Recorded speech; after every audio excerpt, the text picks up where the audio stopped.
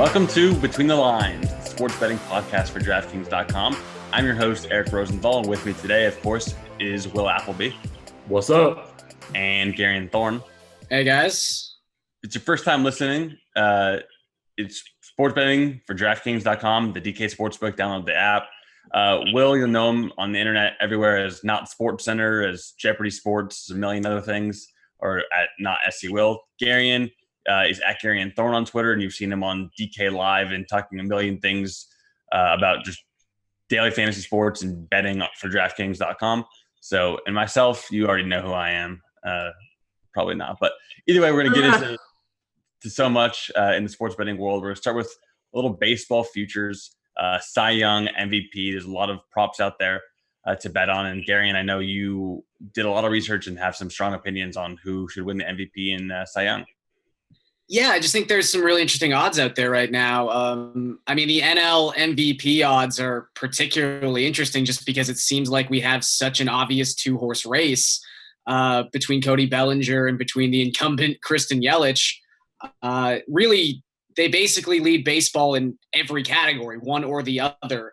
Yelich is leading in home runs. He's leading in WOBA right now. He's also got 17 stolen bases. So we've got the potential for maybe a 40-40 season, which might be something that just pushes him over the top, maybe gets him through that voter fatigue.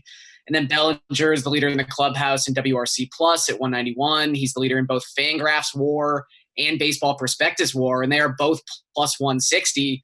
And then it's everybody else. So while I do think Yelich or Bellinger more than likely takes this award home, there's some really interesting guys in that grouping past 10-1. Anthony Rendon was someone who I liked preseason, and he was 25-1 back then. So to see him at 12-1, he's doing everything he can. He'd need the Nationals to really get their butts in gear and possibly contend at the top of the NL East. But that's kind of what makes Freddie Freeman really interesting to me at 14-1.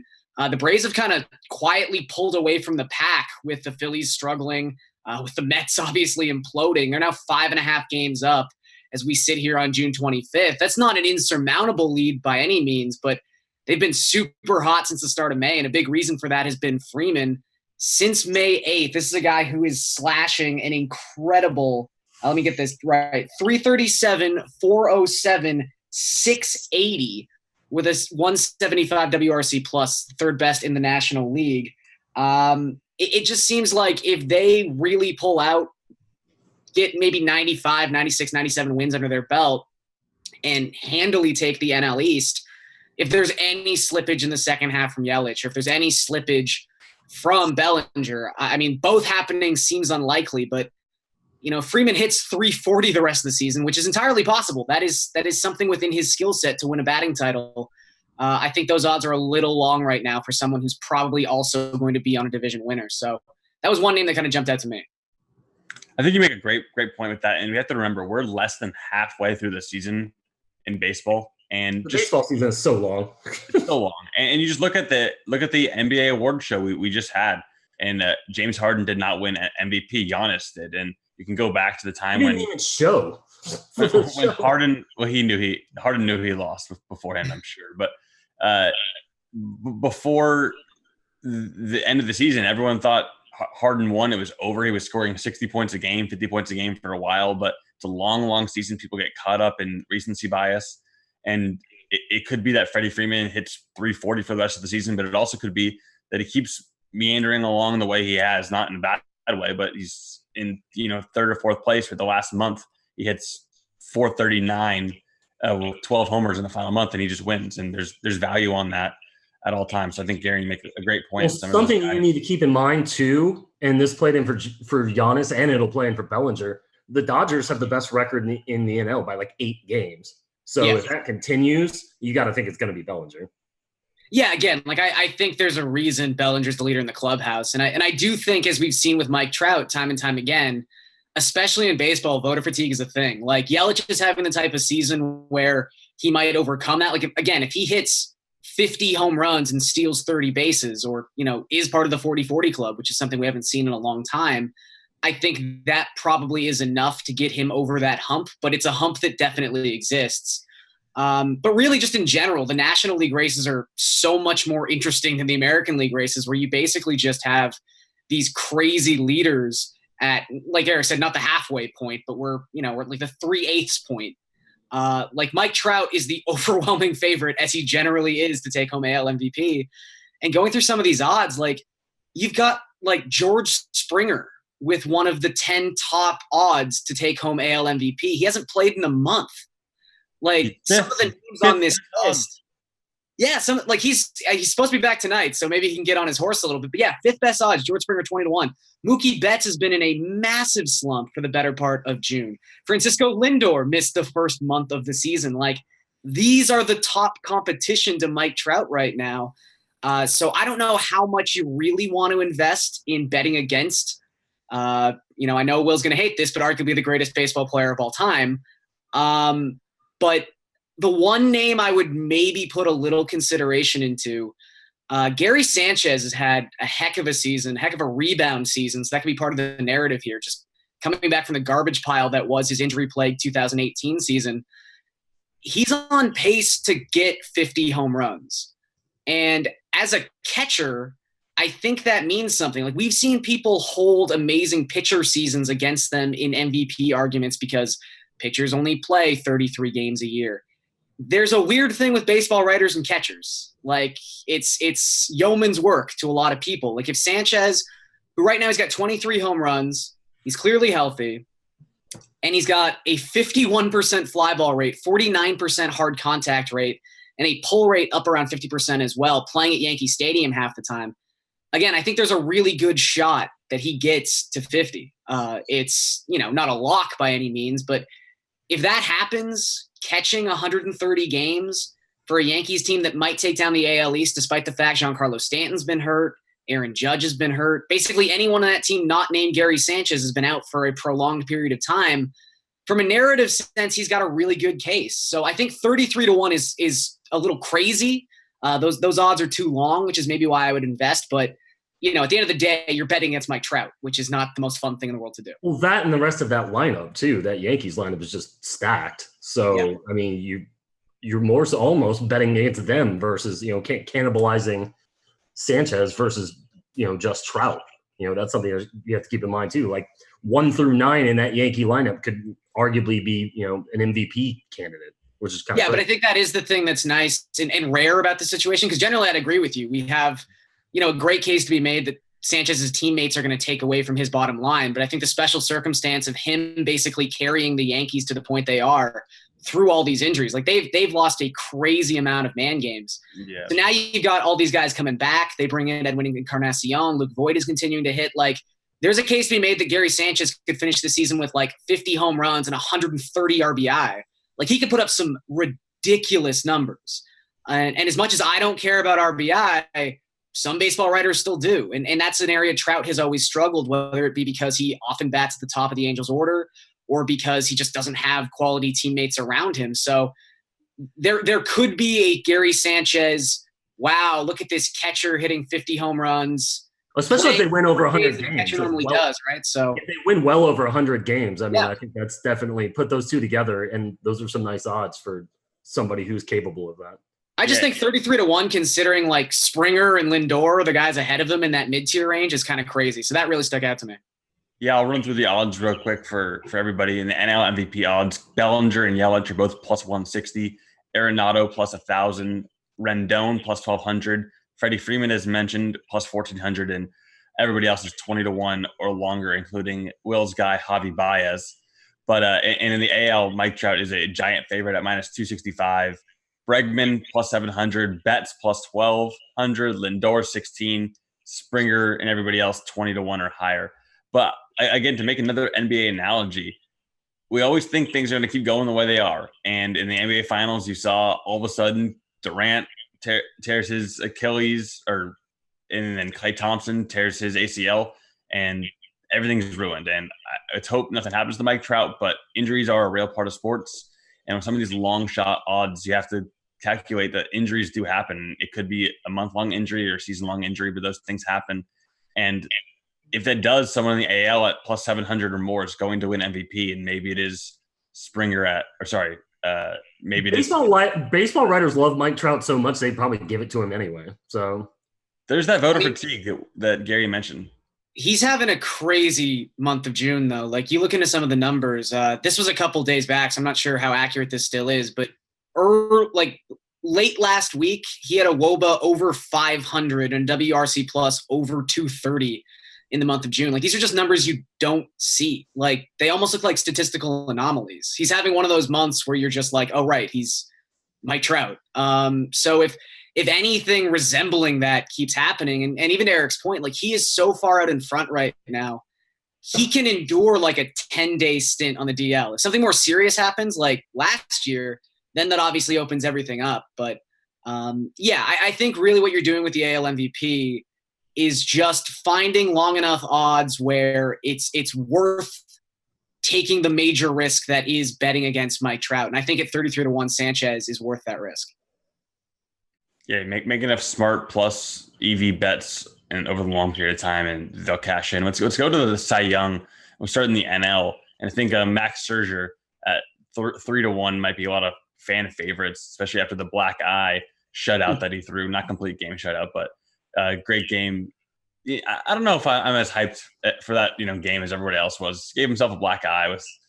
He broke his nose. I mean, he broke his nose, black eye. I get it. But Ryu is come out and dominate after that is pretty impressive. Well, you got to think. I mean, it was jarring for people because as fundamentally attractive as Max Scherzer was, to see him like that was, I'm sure, surprising for a lot of people. Like, just a beautiful man, 99 out of 100 days. So, it was colored eyes now.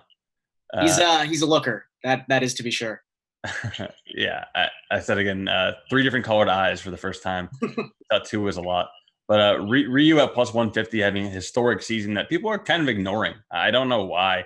Ryu, he's having a historically dominant season and it just doesn't get talked about the way that Max Scherzer or somebody else does. Strasburg and DeGrom at 11-1. Walker Buehler at 12-1 having a great season, and Luis Castillo as well. Garion, you probably don't like Ryu as much as I do. Maybe I have a Dodgers bias. Will, I'd ask you the same thing. Am I crazy for thinking Ryu at plus 150 is just – I know I just said there's half a season to go, but he seems like a great value bet to me. I mean, it's hard to justify a value bet when they're currently the favorite. And I'll say, look, I love Ryu. Ryu is someone who I have heavy investment in a lot of fantasy leagues. Like, I'm pumped he's been as good as he is. And I do think people forget about him because he had, an 18th-month stretch where he was basically away from the game of baseball and no one – got to experience Ryu for that extended period of time. Like, this is someone who's been really good, an extremely capable pitcher since 2014. This is nothing necessarily new, although to this extent it is definitely new. But you go through some of the numbers, and I will say, like, his FIP is still pristine at 2.50. Like, so when we talk about baked-in regression, it's not like he's suddenly going to be a pitcher with a 5 ERA, but his numbers are off the charts bonkers. Like, he's got an 89% strand rate, which is already due for regression, but especially because he's not an elite strikeout pitcher. Like, generally speaking, the only ways to maintain a strand rate above 85%, and there's no real way to do that. It's mostly just luck. But if there was any way to help yourself along in that process, it's to have a strikeout rate in the 30% range, just negating contact left and right. He's got a relatively decent strikeout rate, but that's only because his walk rate is non-existent. So, and that shouldn't be something to take away from him. He's got pristine control, but I do think that's going to normalize at some point. And also, you look at his BABIP numbers and the luck he's getting on balls in play. With no one on base, opponents have a 290 BABIP, which is basically league average against Ryu so far this season. As soon as a runner gets on base, that number falls down to 204. And as soon as a runner gets into scoring position, opponent BABIP for Ryu is .094. That's astronomically stupid.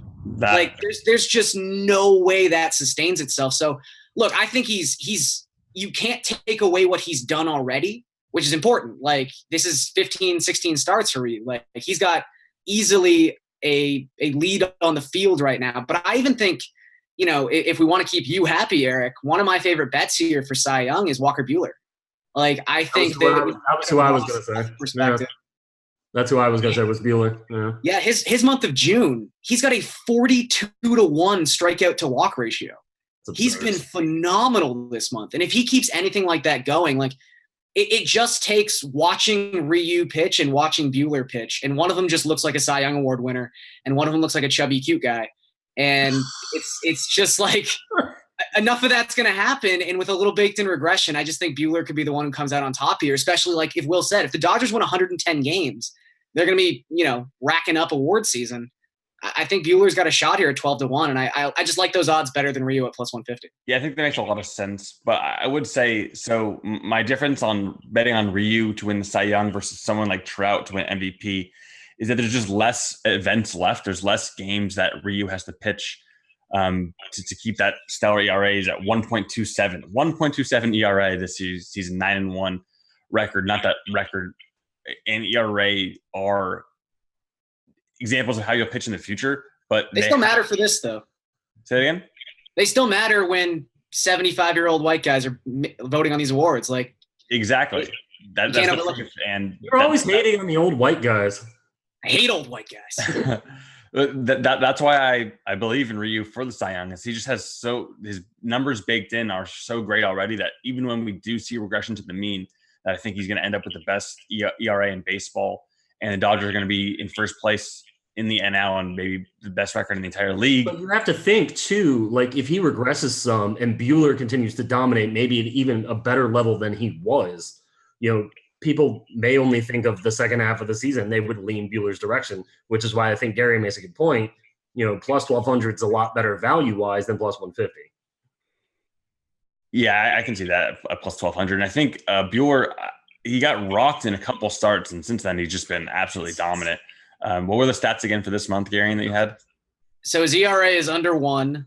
His FIP is 1.83, and his strikeout to walk ratio is 42-1. I mean, that at 12-1, if he keeps those numbers up, it's going to make a lot of sense, and maybe he can outduel his teammate. But let's pretend they steal some votes from each other. Is Scherzer the guy at plus 300 that you like, Will? Potentially, but I mean, it depends on if the Dodgers are dominating and they cruise to the easiest record, best record in the NL, then you got to think it's going to be a Dodger. So I mean, just from a value perspective, I like Bueller better than Ryu, but it's hard to go against that kind of dominance. Yeah, let's go over to the AL Cy Young, where it's a little more up for grabs. Verlander is definitely the favorite at plus 175, or Dozy at plus 550. Anybody, Garion, we'll put the odds up on the board for everyone to see right there. Garion, who on the board do you like? And if you want to run through some of the odds, Chris Sale at plus 900 seems like a great name to pick, but when you dig into the numbers, he doesn't have the elite numbers that you would usually see from Chris Sale. Yeah, I mean this one's tough. I just bagged on you for saying the favorite is great value, but honestly, Verlander plus 175 is probably decent. Like you just look at some of these names. Like I understand Jake Odorizzi's having a fantastic season. It's not like he's without pedigree. He was a high draft pick of the Tampa Bay Rays. He was a very coveted pitcher for a couple years, but I think a lot of his success right now, and he's a very fly ball oriented pitcher, which kind of scares me. Like he could blow up at any moment. He's done it in the past. A lot of this is just the Twins are doing so well, and he's 10-3, I think, with an ERA under 3. You got to kind of reward him. But when your two biggest odds competitions are Jake Odorizzi and Lucas Giolito, and Giolito, I even wrote about him for the DK Sportsbook about a month ago. Like the writing was on the wall that he was set to break out, but I still think it's going to be hard to give it to a guy like Giolito. He'd have to do some pretty impressive stuff over the second half of the season to really not just contend for this award, but again, surpass Verlander, which is a big thing. Like I just don't see Verlander like falling off a cliff anytime soon. Sale had been pitching better until he had a bit of a rough patch against the Blue Jays in his last start, but I don't think that's anything to necessarily worry about. So plus 900 is not terrible, although you'd think the Red Sox, kind of thinking back to last season, they might be, careful with his innings in the second half. They might need him to pitch well to even get to a wild card spot this season. It did it again, didn't it? Differ, but he's a health risk as well. I think the one name I might look at aside from Verlander, Charlie Morton is kind of interesting at 10-1, sort of in the way that Odorizzi is at plus 550 because the Twins are good. you almost feel like Morton should maybe be in that class. I don't really see what distinguishes him from Odorizzi. I'd actually say Morton is the better pitcher. Has the same amount of wins. He's got 8 wins so far this season. He's 8-1. But his ERA is fantastic, under 2.3. His FIP is also under 3 runs. He's a strikeout dynamo. I just feel like his odds should be almost in line with Odorizzi's, and the fact they're not make me like Morton a little bit. Well, Odorizzi has like a 4.32 xFIP from Fangraphs. I saw and just double checked, and that just screams regression to the mean. And you have to pass Justin Verlander and keep everybody else off your back. I think there's just terrible value there. I would have no part of that. Charlie Morton at least is in the low threes, 3.35 xFIP, and I think Charlie Morton is the better pitcher. So I think that makes a lot more sense taking him like plus 1,000 than taking him at plus 550. I wouldn't do that at all. And Verlander maybe is just the right guy at plus 175, and we'll look and go, wow, Ryu and maybe Verlander is the stronger option that we should have just got on them when they were plus money instead of waiting till they were, big favorites. And sometimes that's the right move. Will, you're not on the same page? Maybe. Maybe. Okay. Well, given the DK Sportsbook, NL and AL Cy Young odds are up there. A million things to bet on baseball today. Anything, Garion, you like just game-wise, or Will, before we move on? Yeah. I think most of my top bets for today's episode are going to be baseball-centric. So I'll save a couple of those for the end of the show. I will say one prop I really like, and to tie it into the AL Cy Young odds, he's 7-1 right now, is Garrett Cole. I am stunned by his strikeout prop tonight. Not even just the number, but the value you're getting on it. Let's hear it. When I think of Garrett Cole, I automatically think his strikeout prop is going to be 8.5, regardless of competition. Tonight, it's at 7.5, and it's only minus 106, and it's in a revenge spot. It's his first game against the Pirates, so he's going to want to go out there and mow some people down. But the Pirates don't strike out a bunch, but the reason they don't strike out a lot is they are super aggressive. So they tend to just not get into a lot of 2-strike counts because they swing at everything. That's kind of a double-edged sword when you have a pitcher who has as high a swinging strike rate as Garrett Cole. Like in the month of June, the Pirates have the 3rd highest chase rate in all of baseball. They have a top 10 swinging strike rate. Swinging and occasionally making contact is one thing against a pitcher in a vacuum. To do so against a guy who is the Major League Baseball leader with a 38.2% strikeout rate is an entirely different story. So I think that line is just off to me. So I'm going to be taking advantage of that pretty heavily. Yeah, I think I'm already in on that. I think is he the highest K per 9 or close to it. So highest K per 9, highest strikeout rate. Yeah, highest K per 9 in the league, and so I'm very happy with that. 7.5 does seem low, and revenge spots. I love revenge spots. So what seems really low is Adbert Alzolay, 3.5. Yeah. What on earth? Now, yeah, Will speaks to that because 3.5 is very low. He can strike out 4 guys in a row. This kid's the Cubs' top pitching prospect. In his last 28 innings in AAA, he struck out 40 guys and only walked 3, and had an ERA of under 2. It was like 1.93. So really, the only way this doesn't hit is if they get to him in the first inning, which maybe it's easily possible. But in his first appearance against the Mets, he struck out 4 straight guys. So it could hit over very quickly. I really like it a lot. I have a lot of faith in Adbert. There's a lot of talk about the wind tonight. There was a lot of talk about the wind last night, and it really wasn't as windy as the forecast said. I went to the game. I will be at the game again tonight. Hopefully, I have a friend in town who's a Braves fan, so I hope to send him home with 2 losses. But that's one I really like. I mean, regardless of the score, I think the scoring probably happens when the bullpens get involved. But as far as Alzolay goes, 3.5 is just way too low. I think if he doesn't get shelled in the first inning, he'll finish with 7 or 8.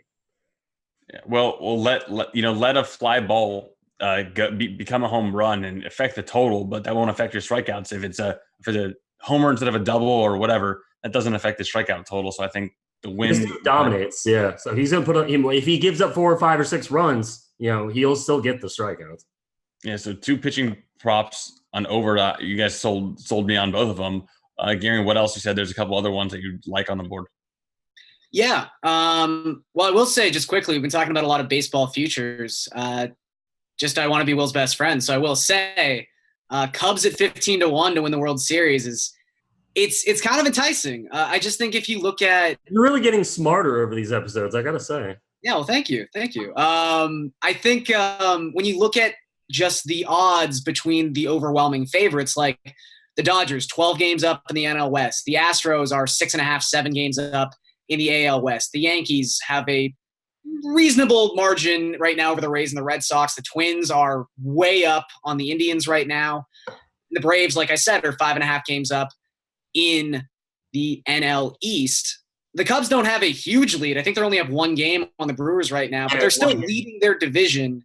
And I don't really see a scenario where they don't at least make the wild card game. So if you're telling me that there's a chance, I can get a team at 15-1 who has a chance to avoid that wild card game first and foremost.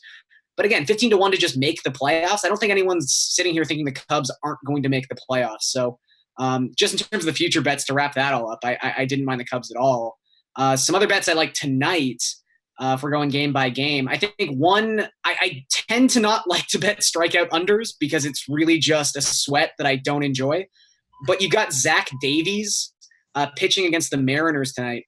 Davies, first and foremost, is the qualified pitcher in the National League who has the lowest strikeout rate at 15.2%. So already we're in a situation where his strikeout prop should never be overwhelmingly high. It's 4.5. I thought it would be 3.5. So already I'm kind of intrigued. And then you look at the Mariners in the month of June, they do strike out a bit. They're around 24% as a team, but they don't chase pitches outside of the strike zone. They have the second lowest chase rate in the month in the league. They also have the second lowest overall swing rate. Like they are not an aggressive club. They're not going to help out Zach Davies, who really doesn't have much of a strikeout pitch anyway. And the other thing the Mariners do is they are extremely left-handed heavy. There is a very good chance they will have 6 left-handed bats in their order tonight. Zach Davies' strikeout rate falls from an already very small 15.2% down to 12% against left-handed bats specifically. So I just don't see him getting 5 strikeouts tonight. It's minus 159, so obviously the sportsbook agrees, but I just don't think that's enough to scare me off of this particular prop. I like Texas and Detroit to go over 9.5 runs. Jordan Zimmerman is pitching for the Tigers. That's almost all that needs to be said. Zimmerman's last 5 starts, all 5 have gone over their number. And then once Zimmerman gets out of the game, the Tigers have the second worst bullpen FIP in all of baseball. This is a bullpen day essentially for the Rangers, and they've got the 7th worst FIP in all of baseball coming out of their bullpen. So I just think runs are going to be had a lot, even though that game is at Comerica. You'd rather it be at Globe Life, but I think that number is still a little too low. And then the last bet I like, St. Louis under 4.5 runs. Chris Bassett is starting for the Athletics. Not exactly a household name, but he's a relatively decent pitcher. I don't really have any qualms with him. And you go back the last 30 days, Cardinals 71 WRC+. That's the lowest in all of baseball. If that's too wide a sample size, you want something more recent. The last 2 weeks, they have a 298 WOBA. That is the second lowest in the National League. Only the Giants, the hapless Giants. It's shocking how bad that offense is with the names they have at the top of that lineup. Yeah, they're terrible. And I still think they get too much credit because they're the Cardinals. So I just don't see them going over 4.5. So under 4.5 is minus 115. I don't like that one as much as I like the other 3, but I still like that one enough to bet it. There's 2 I like, and we've gone to this well with mixed success. There's one, it is a DraftKings odds boost. It is Aaron Judge to hit a home run and the Yankees to win at plus 330, which is pretty nice. Clayton Richard has been a disaster zone, as Garion can speak to. He's like 0-11 with a 5.62 ERA in his last 17 starts or something like that, going back to last season. He hasn't made it through 5 innings in any of the starts. I mean, they're projected for a zillion runs, which they will be every night with that lineup, but that's a nice one. And then Yelich at home, he's facing a lefty, but Yelich at home to hit a home run and the Brewers to win. The Brewers winning part may be what kills this, but that's plus 400. Yelich hitting a home run at home is pretty much an assumption. It's whether or not they win the game. So value-wise, plus 400 is pretty huge. And for those who don't know what odds boosts are, DraftKings takes some different props, different bets every single day and just gives them better odds than they normally should have. So take advantage of them. I like both of those. And if Yelich does hit a home run, they're probably more likely to win the game than if he doesn't, obviously. So I think that there's some makes sense on odds boost on both of those. We've had a lot of success in the NBA playoffs betting those kind of correlated things. And I think those guys hitting home runs. Well, as long as it's not Colorado and San Diego, we're probably fine. All right, because it's funny because in those games, I think I mentioned this before. In Colorado, we're saying the Colorado game, a home run isn't the same value as it is in a different lower total game. Like you hit a home run in Coors, and it's like, all right, we're up 9-4, but we'll probably be down 10-9 in the next inning, so it doesn't matter. But in a lower total game, those odds boosts make even more sense. And then in the Judge case, it's not as lower total, but if he hits a homer, they should run away with the game for the stats that you drop. Will, I want to say one thing to your 15-1 idea on the Cubs, Garion, is I think we overrate where teams are going to finish in the playoffs, and obviously that wild card game halves your odds, so you want to avoid that. But if the Cubs do make the playoffs, they're in just as good of shape as anybody else, and I think. And don't forget about Craig Kimbrell. Craig Kimbrell 9 for 20 at one point in save opportunities, which is horrendous. So Kimbrell is going to solve a lot of that. Yeah, so, not just Kimbrell, like Brandon Morrow's on the horizon too. Like that bullpen coming back. Strop is healthy. The bullpen is actually going to be a lot less hot garbage than it's been. So. Exactly. And Billy Beane said, "My job is to get us to the playoffs. What happens after that is blanking luck." And sometimes that is really the case. And it's good to just take some underdogs, especially if the Cubs are going to make the playoffs. Baseball. Baseball is always very random. So. Exactly. And the Cubs are getting healthy. They've been there before. Maybe they make a trade to improve their team if it's if they have a flaw. They're a team that would definitely go for it, and they have the money. So no concerns there. Will, you have something to go about? No, I was going to say the only thing that's really missing for me as far as the Cubs go is the leadoff hitter. Ever since Dexter Fowler left, Madden's tried everybody at leadoff hitter. I may hit leadoff for the Cubs at some point. He's trying everyone. So if they can solve something, like maybe pick up, the Mariners, supposedly we're trying to maybe dump off D. Gordon. Maybe they can, swipe D. Gordon and solve the second base and the leadoff problem at the same time. Granted, it's not the same D. Gordon anymore, but those 15-1 odds become even better if they can solve that problem right there. Kimbrell was the first step. That's the missing piece. Yeah, we got to remember sometimes these teams aren't completed yet. They're going to have a flaw, a hole, but they can fix that hole. And if it's an easy one to fix, like you just said, that leadoff hitter, not that it's easy to fix, but there's a direct correlation. Like this is a major hole for us. We can take that from a terrible spot to an average spot. It's pretty easy to do rather than go from everybody's good and we need to add a superstar. So not as likely to happen a lot. Anything else in baseball from you, Garion? No, I think that's pretty much it. Like you guys said with the Cubs, I do think even if you're not looking at the Kimbrell situation as, a closer is going to have this massive impact, he's probably only going to throw like 25 to 30 innings for them for the duration of the season. Like I can get behind that logic, but I think the larger picture of the Cubs are clearly a team that are going to try to improve themselves, whether that be at the deadline, like they could probably use some top of the order help. They could probably use one more blown the first half. So many save ops were blown in the first half, and Kimbrell will erase some of that, and that'll make a big difference. Like with only a no, I agree. I'm just saying, like even if you want to look at it just as this is a team that is right. He's not. He's not going to put up 50 saves in the second half. So but he will make a difference for sure. And I think, he's more valuable in the playoffs than he is in the regular season. He's going to pitch a higher percentage of the innings. Obviously, you can go almost every day in the playoffs. You have to go 2 innings if you need it. Pitch in the highest leverage situation. He won't just pitch in 3-run lead save situation. So I think sometimes we forget that playoff baseball is a little bit different than regular season baseball. You don't need to go 5 starters deep. Relief pitchers are more important. They're going to pitch more often. And I think that could be a big win for the Cubs moving forward. But let's go to the Women's World Cup. I've actually been following it. It's been enjoyable. Will, you were on Alex Morgan earlier last week. At all. Of course not. But I just wanted to pull up a stat from the DK Sportsbook. They said that the USA-Spain game, 98% of the handle was on Team USA, which is just outrageous. An outrageous number. Kind of makes sense, though, right? Like – I wouldn't even say it's like a USA that's on the USA thing, but like how much do you think the average gambler knows about women's soccer beyond just like Alex Morgan and Megan Rapinoe? Like, probably not a ton, right? I would say virtually none. And that's what I was going to say is, look, The average person doesn't even know Megan Rapinoe, honestly. They don't. But I think she's the favorite to win. Well, whatever. We'll see. But I was going to say, like, I don't know women's soccer. I'm not going to dive into the ins and outs of how they're going to play the next game. But if 98% of the handle is one way, the sportsbook doesn't like to give away money. They don't just like to give away money for free. They're not going to leave those odds up at like a bad number. And I think USA plays France this Friday.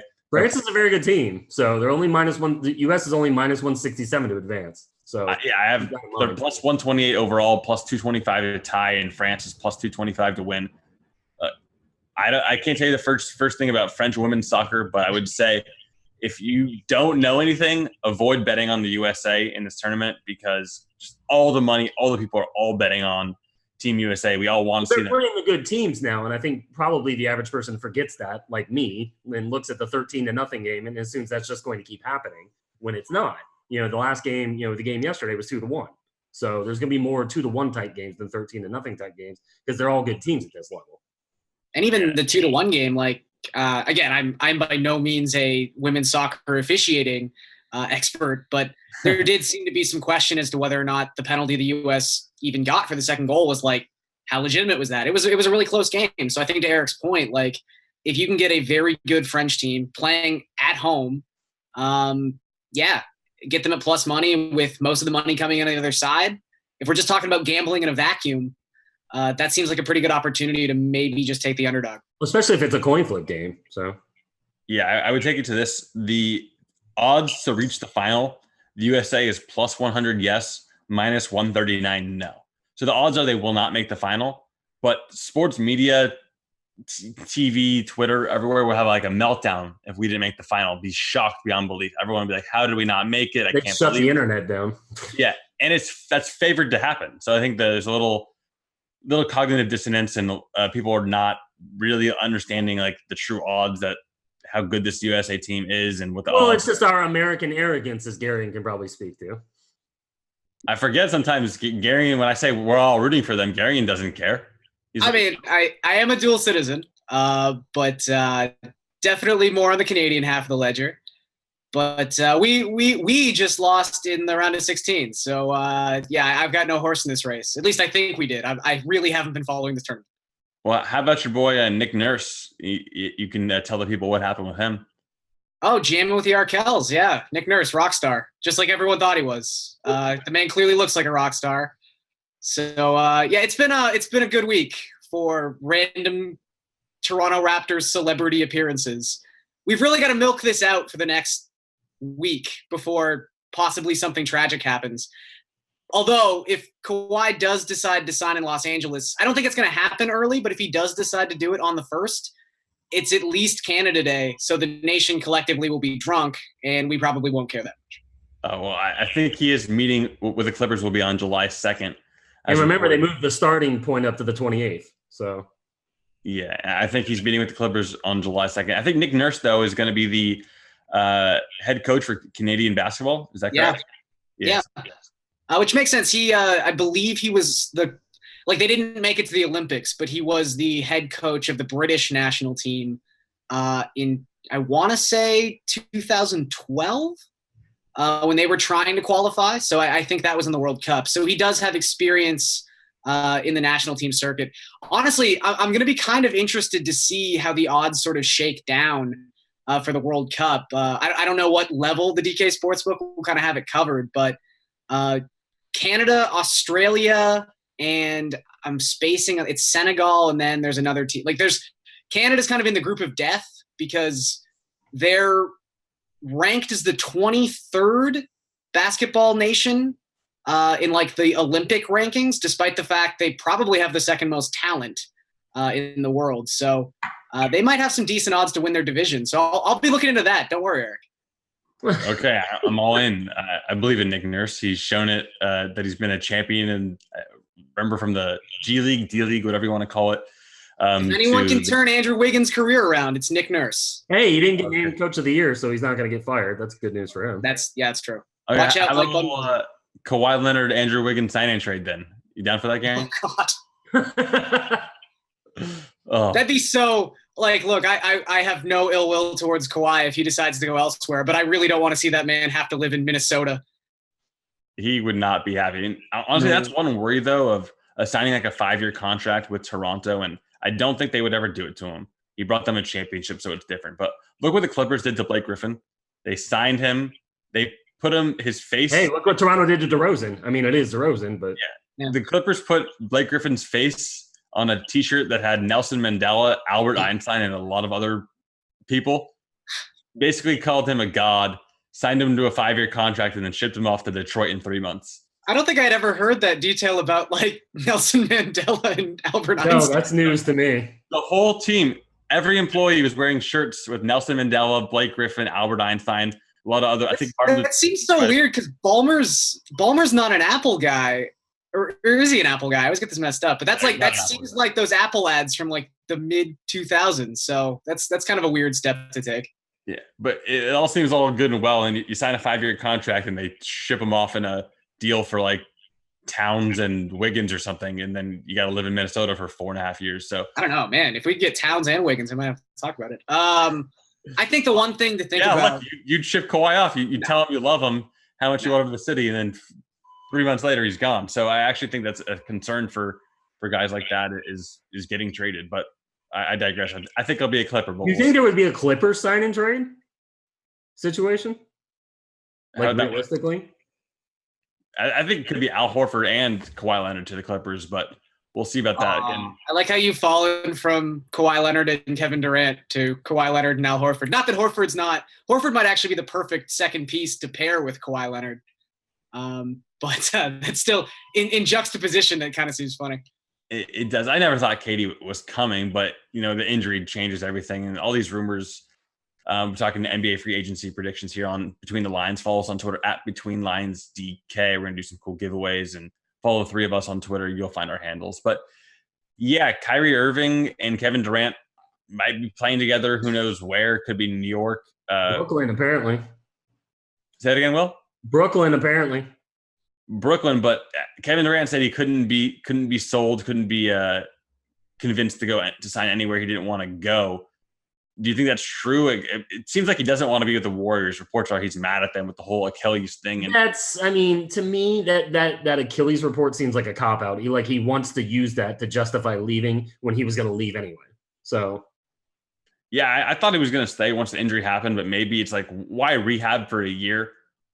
With a bunch of people who know you're going to take off at the end of that year? It just doesn't. Supposedly he wants to play with Kyrie. I'm not entirely sure why, but apparently he wants to play with Kyrie. Maybe he's looking for someone else to hit a shot in Game 7 over Steph Curry. And still mad at him for getting all the credit when Durant's won back-to-back. I still can't believe Curry's clutch numbers. I mean, it's not relevant to anything we're talking about now, but I still can't believe them. Yeah, they're shocking. Yeah. Any other free agency predictions? I heard DeAndre Jordan could be recruited to go to New York to convince Kevin Durant, which makes is there a better position to be in life than an NBA player used to entice an even bigger NBA player to come to your market? I know we saw this in baseball too, where Yonder Alonso, who's Manny Machado's cousin through marriage, was signed by the White Sox when they were trying to get Manny Machado. But that wasn't nearly the level of money that the Nets would have to give DeAndre Jordan to kind of entice him or to entice Kevin Durant to come in. Man, we always talk about how being a backup quarterback might be the cushiest job in sports, but being friend of max player in the NBA is really rocketing up that list. So, I mean, second that is second to only one thing, and that is being a client of Clutch Sports. Yeah. The Lakers might give KCP the $23.5 million that they have for free agency. Just settling on him probably. Yeah, it'll be some move like that, I'm sure. Well, if they're not going to use it on anything else, they'll probably demand that it's used on KCP. It's hilarious. Well, the Lakers bought a draft pick, and right when it happened, the first thing I did is Google that player's agent. Who was it? Rich Paul. What a surprise! Lakers' only draft pick. They take a Rich Paul. What did Rob Pelinka call KCP in that press conference? Like God or something? What was it? It was well above his pay grade. I can't remember exactly what it was. Something ridiculous. Like basically, it was some miracle. But then apparently, I put it on Twitter, and people responded that he didn't even get the facts right about what the story was. Like the hypothetical religious story wasn't even true.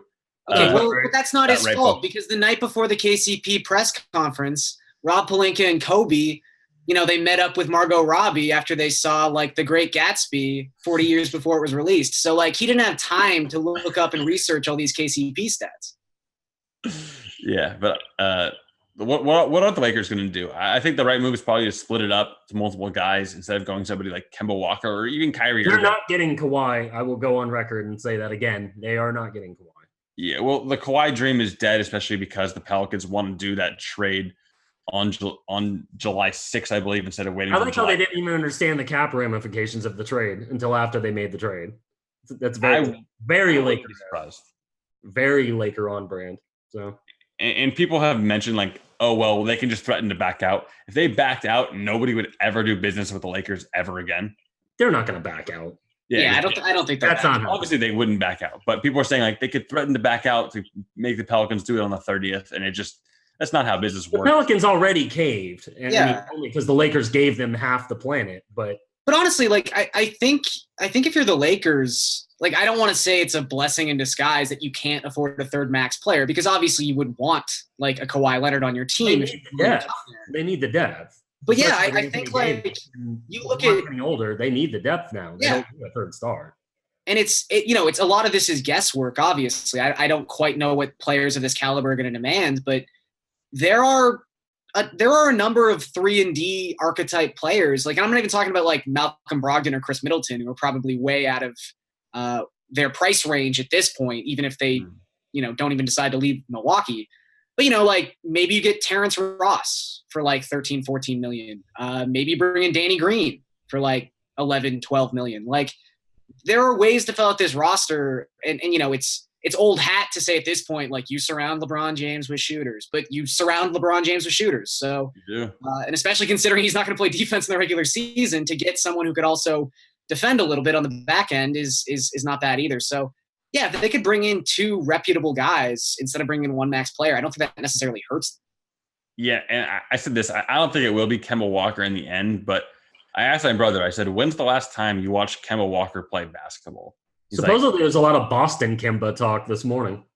For whatever that would speak to the same example, but I was like, when's the last time you watched Kemba Walker play basketball? He's like, a full game? I was like, yeah, full Kemba Walker game. It's like, it's been a while. A long time. And it's the Hornets. I mean, who pays attention? I would say for a lot of people, it's probably that NCAA tournament run, if we're being honest.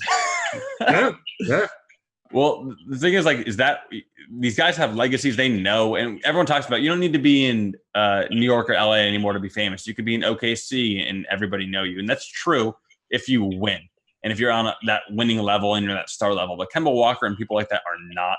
People don't get to watch him play basketball. And I think the Lakers or maybe even the Celtics offered him a max contract, he would take it. I know it would cost him money, but the endorsements, you can make it up, and winning helps make up for that money and just have happiness day to day.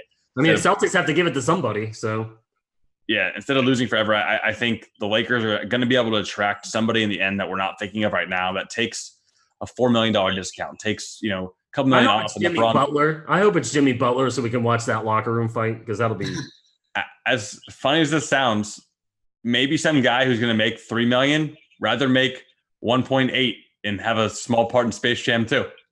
I don't know how that works. I don't know. That cast seems pretty full. I don't know how many bit parts are left to give out. Yeah, they throw them in there somewhat, and Warner Brothers pays $1 million for the line. The Lakers circumvent the cap. I could see that happening. Maybe you can get Tristan Thompson another contract. Exactly. Well, I'm saying he got those guys paid. Tristan Thompson, J.R. Smith, George Hill, outrageous amounts of money. That was one of the easiest train wrecks to predict, was how awful that Tristan Thompson contract was. Oh, guys, he's so good at grabbing offensive rebounds. Yeah, because there's 3 guys on LeBron. Yeah. Exactly. But I don't have faith in Rob Pelinka, but I do have faith in some guy going, you know what? It'd be nice to take take a year and play with LeBron James and Anthony Davis in Los Angeles. So I'd expect maybe a little bit of the unexpected. And maybe as a Clippers fan, I'm just hedging There's myself. going to be some David West bench hopping. There is. Like, it's a thing now. So exactly. And that's what I could see. People don't remember David West gave up like $4 million to go play for the Spurs. It was like double-digit million, wasn't it? Wasn't he making like over like 12 million? I thought, and he cut himself all the way down to the minimum. It might have been 10, yeah, but either way, that happened. It was a lot. I remember because people were giving him a hard time because he went from making a decent money to absolutely nothing just to ride on the bench for the Spurs. Yeah, and that's why I don't think the Lakers are the craziest bet ever at plus 350 because I think if you need 1 to 2 of those guys to do that, and once your rotation set, you only need like 7 guys, and they have LeBron, Davis. The West is just too deep. I mean, I still feel that way. Like we just talked about this with U.S. women's soccer. Like I think I saw something this morning that on the sports book, not only has the most money been laid down on the Lakers to win the championship next season, but it's also the highest volume of bets too. Like we talked about this last Tuesday. That was bait. That was gambling bait if there ever was any. To put the Lakers at those kind of odds. Like I still am just in a situation where, especially now that some of the hypotheticals we, kind of laid out in last week's show have happened. Like Utah now looks, I don't want to say Utah's like the favorite to win the title or anything, but that team certainly looks a lot better with Mike Conley next to, Rudy Gobert and Donovan Mitchell on that team. So I just think the West is so stout. It depends on how they complete their roster. I mean, I wouldn't go betting on them until you see how they complete their roster. Yeah, and I wouldn't recommend that either. I just think that it is a sucker's bet at plus 350, but I think it's going to happen to be less of a sucker's bet. Something unexpected is going to break for the Lakers that people aren't predicting, and that's the reason why it's not going to be that bad of a bet. But the current knowledge right now, it's not smart. But quickly on the NBA draft. I went 3 for 3 on my picks. Romeo Langford under 16.5 hit. Darius Garland under 5.5 goes 5th to Cleveland, who already had Colin Sexton, and I think they wanted to trade that pick, but they definitely wanted to. I don't. That pick still doesn't make sense to me. Maybe I'm just bitter. I got the pick wrong, but I think he was the guy they thought was best left on the board, and then Cam Reddish over 7.5. All 3 of those hit.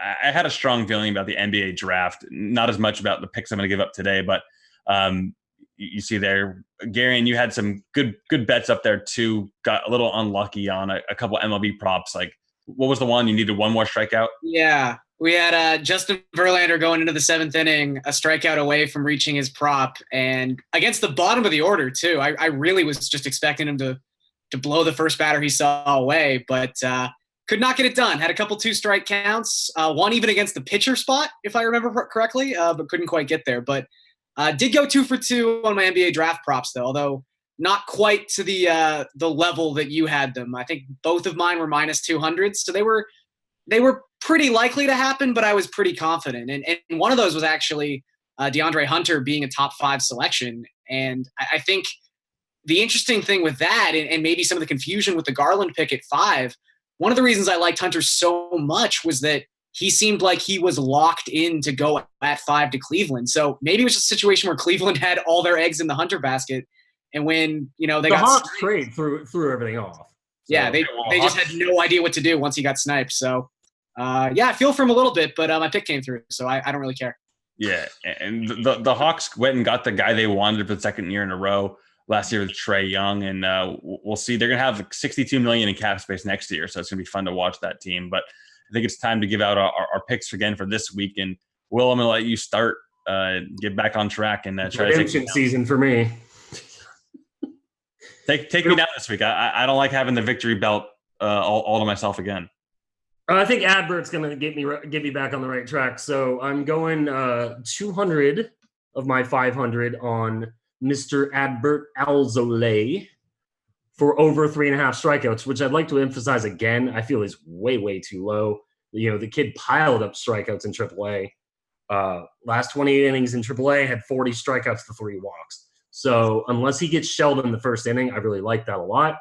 I'm parlaying the Nationals, Astros, and Brewers for $100 together. Money lines on all 3 gives me a plus 197, jumped around a little bit.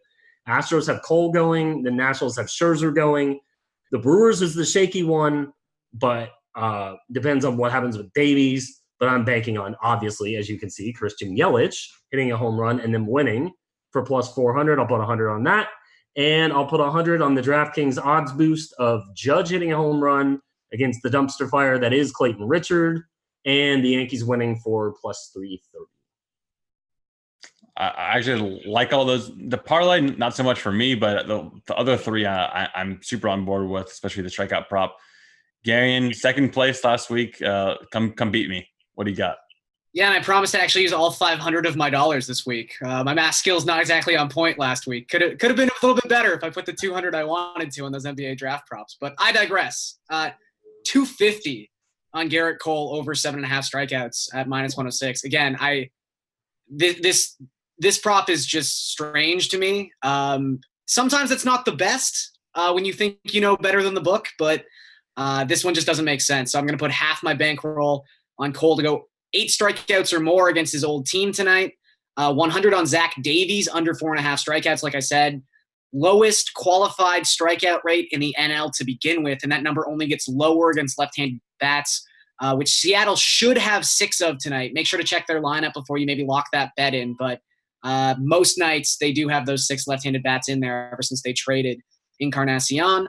$100 on Texas and Detroit to go over 9.5 runs. Again, Zimmerman, the over is 5-0 in his last 5 starts, which makes a lot of sense if you've ever watched Jordan Zimmerman. And then $50 on the Cardinals, who have not hit at all in June, the last 30 days, the last 14 days, any span of time you want to make up, the Cardinals haven't hit. So Cardinals. I still can't believe how bad that offense is with Carpenter, Goldschmidt, DeYoung, and Ozuna at the top of the lineup, and it's not. And Ozuna's actually kind of had a pretty good season. It's but under 4.5 runs at minus 115 makes a lot of sense to me.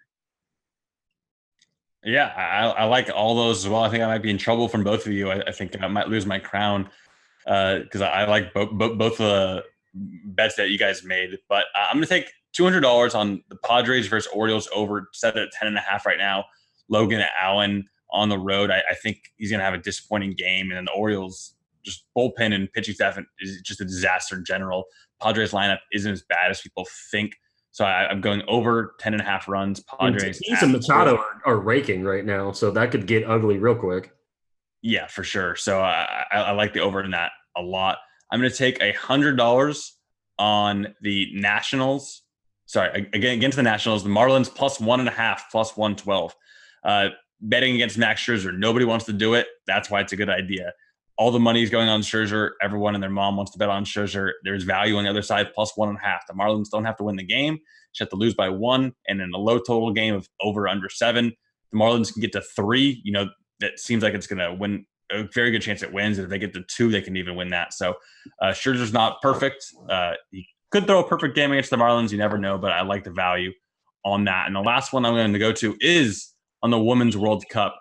I got to get the exact odds again right now, but hey, I don't want to root against the USA. I'm not betting on the USA to lose. I'll bet on a tie, plus 225. I'm going to go the rest of my money all on tie, USA versus France, and women's soccer.